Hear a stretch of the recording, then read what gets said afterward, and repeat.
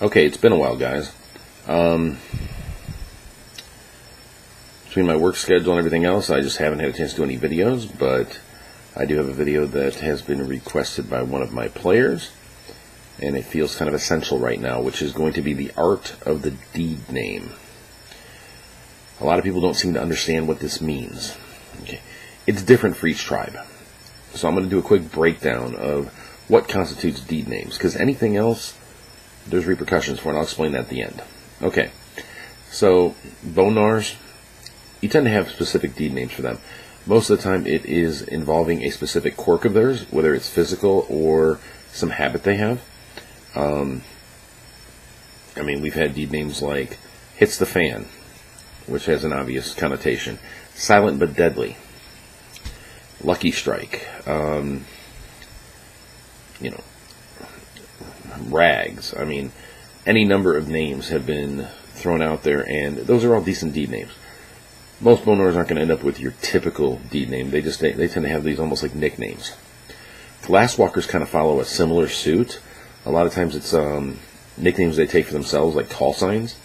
Think of them as hacker names. That's why you'll see ones with names like, 404, decodes the worm, stuff like that. Stuff that is very specific to their weaver orientation and also their habit of basically taking their own name. They assign their own name, and 9 times out of 10 everybody kind of approves it. Because usually to get a deed name you have to have a couple things that are specific. You have to approve your own deed name, your pack should approve it, your tribe should approve it. Sometimes even your auspice, depending on what sept you're in.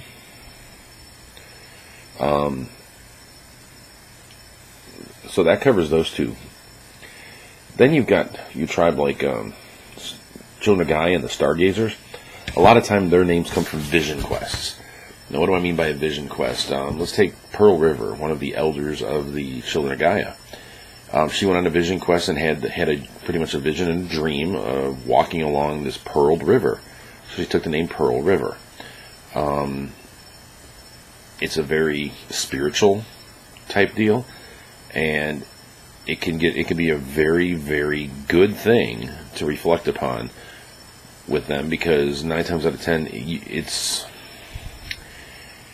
some of the best role playing in the world. When people ask them for reasons for their deed name and they have to explain these visions, it can really put that player to the test, give them some pure gold role playing opportunities, and be enjoyable for everybody around them. And it does make for a much deeper and fulfilling character in game. Well, then you have the ones who go for pure deed, which are like the Geta Fenris. A lot of times the Fianna. A lot of the honor tribes, the very traditionalist ones. So they're going to have those names that are going to be, based on something big that they've done in their, in their existence. I've seen some that like to give a deed name per rank, because they're basically they're doing bigger and better deeds, so their name gets bigger and better. Kind of like, okay, what qualified me to become a Foster? Well, that's what my deed name is going to be. Oh, I'm becoming an Adrian. Oh, I've done bigger and better things, so I'm going to have the Galliards change my name to this. So they'll constantly be changing their name. If it's not getting bigger and better, sometimes it doesn't make any sense. I mean, unless you've actually lost your deed name, which happens from time to time, especially if you end up getting scandalized over it, challenged over it, or whatnot. Red Talons, in their own way, tend to be very bone gnawer-like in the fact that a lot of their deed names tend to be descriptive. Unfortunately, a lot of their deeds tend to be very brutal, primal, feral, bloody. Tears out the throat, death howl, any number of things that pop up there. They're going to have a very lupine type or lupus type motif to them. So you've seen the nickname part, you've seen the actual deed name part. Then you get like the Silverfangs and Shadow Lords, who sometimes have titles. A lot of we think of them like kings, Richard the Lionhearted and such. You're going to see a lot of them like that. Like we had one who took the name Blackheart because of the dark things she was going to have to do. like Knitskio, the NPC elder over in Europe, Margrave. He took a royal title. A lot of times the Silverfangs and the Shadowlords are going to have long, drawn-out names that they're going to do the whole thing. It's going to almost be like a European court. This is so-and-so, Margrave of this, the Slayer of this, known as this. They're going to have these long, drawn-out deed names. That brings you to the two tribes that they kind of get kind of special. Black Furies. The Black Furies will go with deed names, but a lot of times they're going to tie their deed names to strong historical female figures or figures from Greek mythology.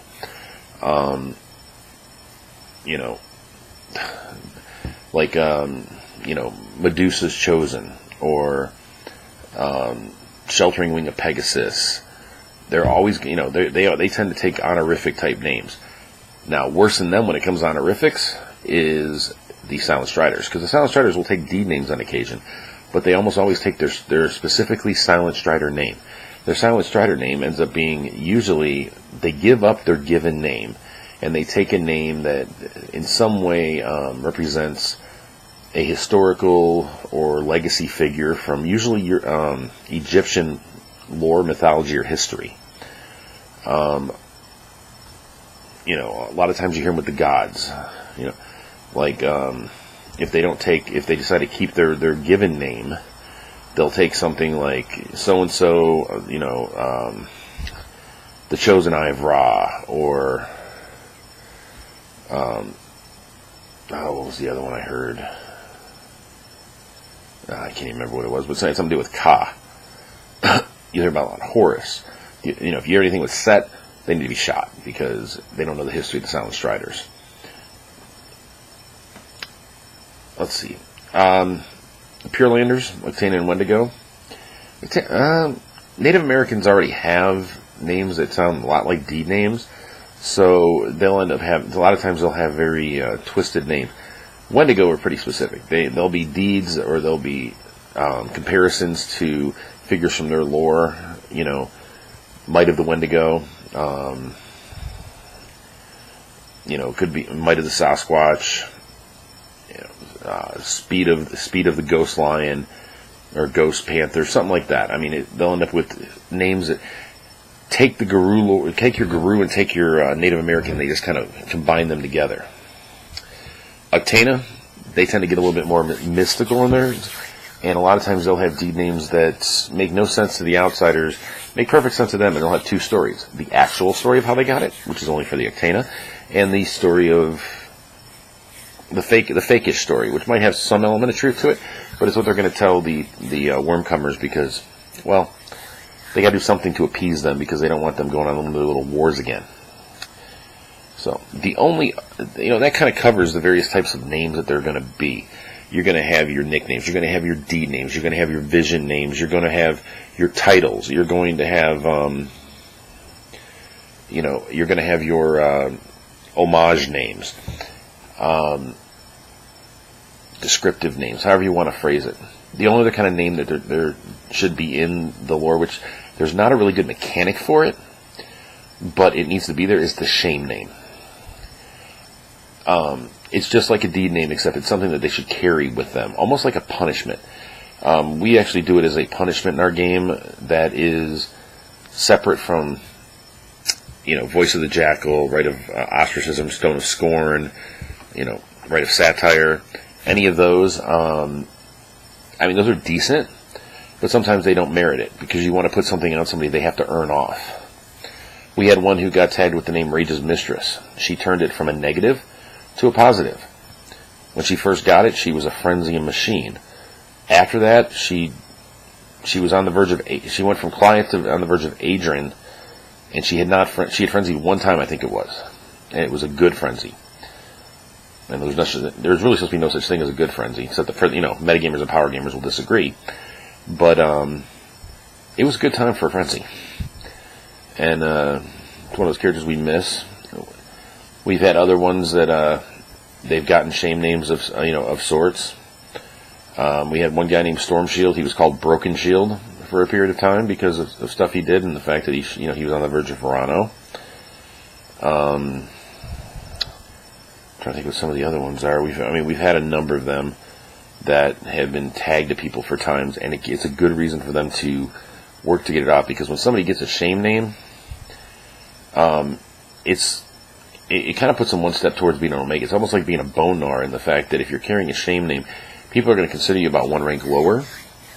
Now that goes within reason, and a lot of that's enforced by the role-playing of the group you're with. So a good role-playing group is going to enforce it. Like we said, there are no really good mechanics for it, so you need to make some. It makes perfect sense, and it's awesome for role-playing. I mean, and it's something that they'll carry with them. Unlike Stone of Scorn, it's a personal beef of mine. Is I want a physical representation, even if it's just an item card. It should be something worn around your neck, visible, because it's the Stone of Scorn, and therefore you're carrying it as a burden.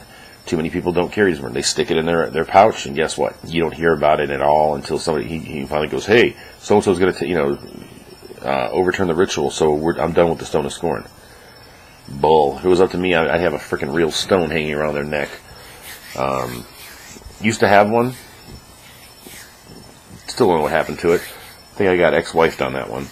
And we're talking about designing another one that we're going to put glyphs on and such, so that it'll kind of represent the Stone of Scorn. It's a great prop, and it does give you a feel if you get the right role players. Entirely too many games have too many twinks who won't wear those things or won't do those things. I've been blessed in the fact that I've got a number of gamers that they'll go the distance on it. So now here's the thing: improper deed names. These are things that can lead to a lot of trouble. They'll lead to challenges. They'll lead to people not taking them seriously. They should lead to scandal. If your ragabash are good, they're going to jump on it. This has actually become a problem in my game recently. I mean, okay, there's one guy, a Glasswalker Philodox, who's known right now as Beats the Wood. The jokes, they just write themselves on this one. He seems very proud of it. A number of other people view it as kind of childish or kind of demeaning. And I'm sure that name is not seen. We have not seen the last of that name at this point, because there's a number of people who are starting to get agitated with it, and they're going to start pushing a ragabash on it. There's a Glasswalker that took the name Wolf Rider. He makes arguments for it. He really took it just to stick a needle into the Red Talon's haunches, which is getting very, very close to starting a Glasswalker Red Talon war, which will not end well for anybody. However, how did he get his name? He rode a Silver Fang in Hispo form in a combat, where he basically rode around like a cowboy firing guns around at the end, the edge of the combat at the enemies. And he's called Wolf Rider. He didn't ride a wolf, he rode a Hispo. What's worse is this was a Hamid who was just in that form. They see no reason. A lot of people don't seem to see any reason why the Lupus should be upset about this. It's leading towards some good stories in our game, because that name is, it's a powder keg. It's a powder keg that's leading towards a number of things. I mean, they got lucky because in our last event game, our Lupus took a big hit. Several are missing at this point, which means the entirety of the Red Talons are missing right now, along with all the kinfolk and normal wolves from our area. And one of our other big Lupus, a Silver Fang, died. So, luckily for them now, the only Lupus that we have are an absentee Shadow Lord, because he's off on work, and a Bonar, who really doesn't care because he's a Bonar. And I want to say we have another Lupus somewhere, but if not, they have not left an impression with me. Whatever. Other deed names, I mean, they would come across as inappropriate. I mean,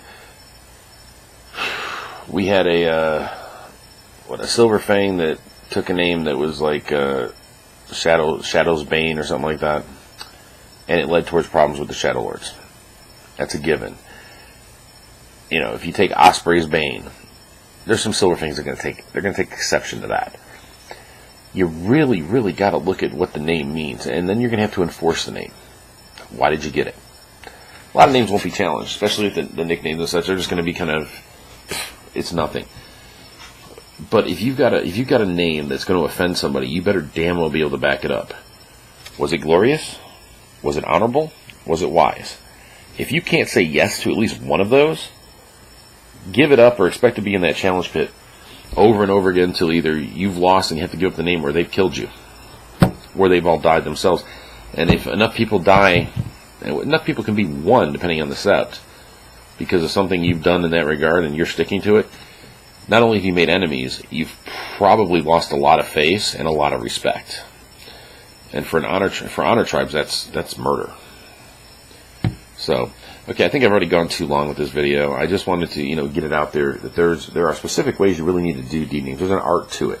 It all depends on what tribe you are. It depends on what you're around. Multi-tribal septs a lot of times will frown on certain things, but if you keep to your culture, it adds something huge to the game. I mean, when I run into Silent Striders, I want to hear an Egyptian name.